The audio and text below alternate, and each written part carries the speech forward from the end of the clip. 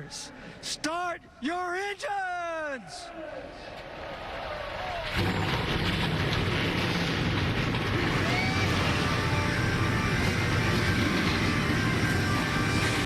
We are green at Daytona.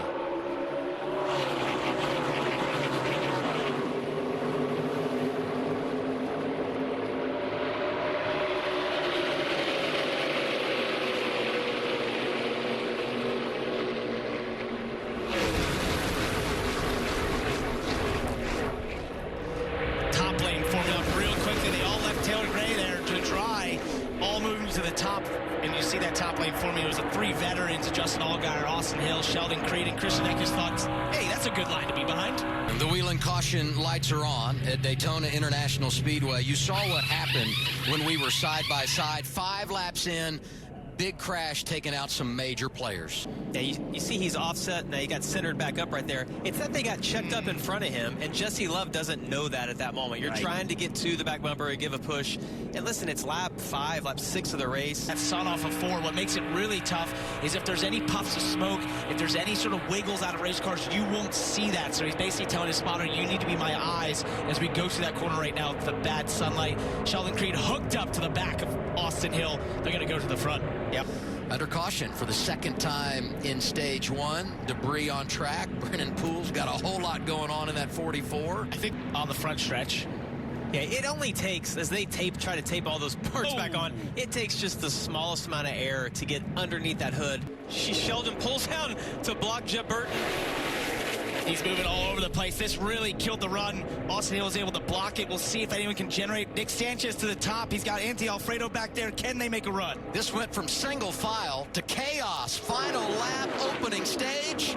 And the green and white checkered flag delivered for Austin Hill.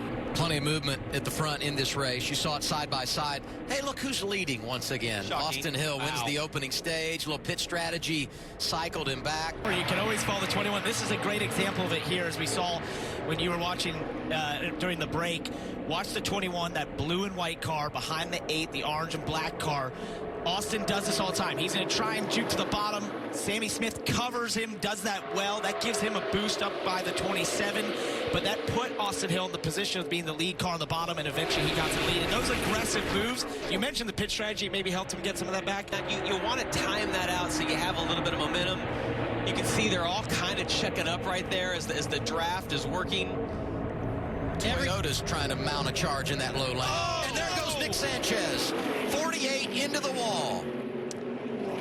Very similar to what we saw in the first race. As they're checking up, you can see all. I was just going to say, like, every time you see a car squirm, it's because there's a little bit of impact from behind. He's going to get into the back of the 48 orange car right in front of him, and it's not that much contact, but as Parker said, you're vulnerable right there. He maybe was getting a little bit too much of a push from Justin Allgaier right there, who was behind him. Just creating the runs, and you just want to keep pushing right here. And it's also sort of the angle you hit. If you hit them a little bit too far to the left, that upsets the car. And right at that point, at the entry of the corner. Stage 2, going to end under caution. Get out the broom. The sweep today for Austin Hill. Information that Austin Hill's getting from his spotters. Sheldon Creed, is that enough? I'm going to the front. 00, brand new team this year for Sheldon Creed. Goes over to the Haas factory team, and he's side by side with his old teammate Austin Hill. The 21 has dominated this race, but the Fords have had enough. Creed getting the push from Ryan Sieg in the bottom lane. Ryan Sieg in the 39 pushing Sheldon Creed.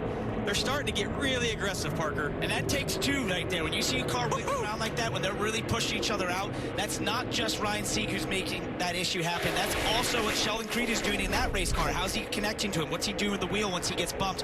Those things add up. So it's both of you are in that situation together. It's not just on Ryan Sieg that you saw Sheldon Creed's car moving around. Yeah, and Creed had a big decision right there. Who do I want to block? Because both of those lanes are going to have a run.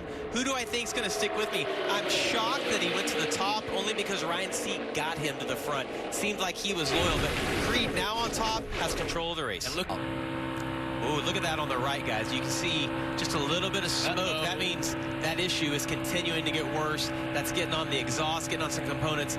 Starting to get a little bit worried about the 21 right now. Burning up as well in there, and it's just getting hotter and hotter. So that's an issue. We said earlier, where there's smoke, there's fire. This is literally smoke right now. A lot on the line for Austin Hill. A win today would be 4 consecutive in the season opener. And he would tie Dale Earnhardt and Tony Stewart for the most drafting wins all time. He's fighting it out front We'll see how long he can stay in the game. Let's. I'm on kind of issues with smoke in the cockpit. It smells really bad in here, like a rear end or something is burning up. Really tough to get slowed up and not lock up those tires, but they all do a great job. Yeah, Sam Mayer did an exceptional job right there digging down to pit road outside. Dylan. And it was big for Ryan Sieg in that first pit box as we got a crash in the infield. Big for Sieg to get all the way to the left, being that first pit box, so nobody came to the inside of him as he tried to pull into his marks. Sheldon Creed in as well, fuel only as for we him. can see on our screen. Yeah, the blue and white. Oh, he is going way too fast. Not even close. Like, not even close to hitting this brake. I don't know how he could have missed it by that far. We heard smoke in the cockpit. We heard the weird smell. You said the rear gear was junk. What's the final diagnosis? Well, I'm still waiting on the final verdict. It's either a rear hub or gear or a combination of both. Such a bummer. We had such a fast Bennett Chevrolet. It was as fast as Xfinity Mobile. Everybody at RCR, ECR have done a great job building this race car.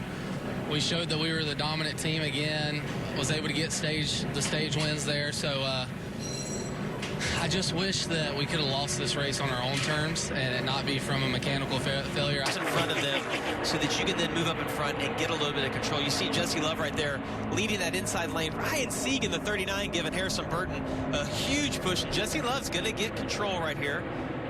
Is he going to decide to stay on the bottom? He's going to move back up the 7 car in the middle of the pack. He turns Justin. That's Justin Bonsignor.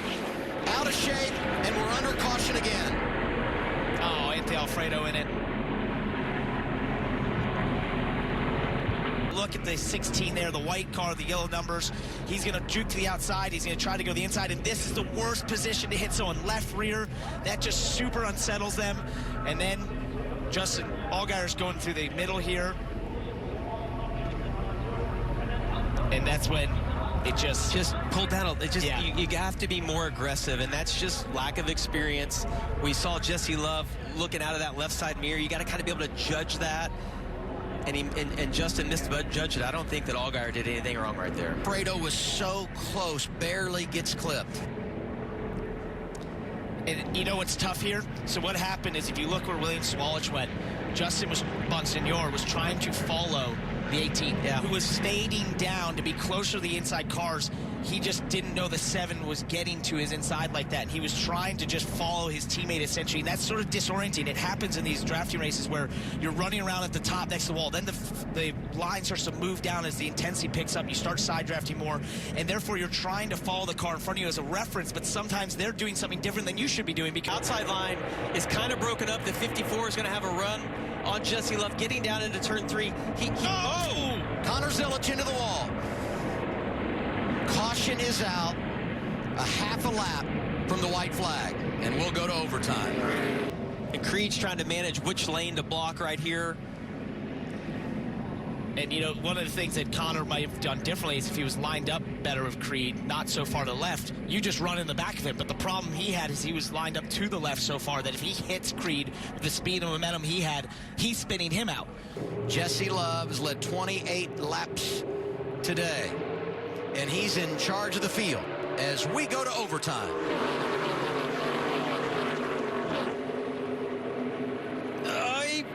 He got down in front of him. Wow. Barely got down in front of him. That was aggressive. Oh, great. Yeah, Sheldon Creed, the great pusher. You see them wiggling right there. Taylor Gray trying to hang on to it. Oh, the big crash. And it happened right as Jesse Love was looking at the white flag. Just got word that Jesse Love did get the white.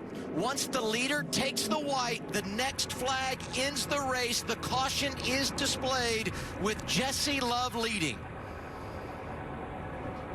Get it back. He is just patiently. He's saving fuel right now. Waiting on them to give him the word. Yeah, baby, I think you got it. Confirmation on the radio. There it is. Jesse Love is going to win the season opener at Daytona. That's win number 10 for Richard Childress Racing in the Xfinity Series at the World Center of Racing. Well, What do they think about you hurting the grass before the Daytona 500? I was very careful about it. I will say, yes, last night. I don't think Jesse Love cares what they think about the grass. True. Good for him. Hey, race fans, thanks for watching our video. For all NASCAR on Fox News, content, and the best clips from Fox Sports, be sure to follow and subscribe to our channel.